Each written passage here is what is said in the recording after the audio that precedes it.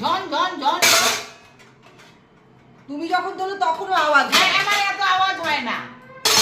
একদিন তুলবে না তখন হ্যাঁ, দেখো। আচ্ছা ঠিক আছে। দেখবা কি জোরে জোরে বাসনগুলো তুলবে, আস্তে আস্তে তুলতে হয় বাসন।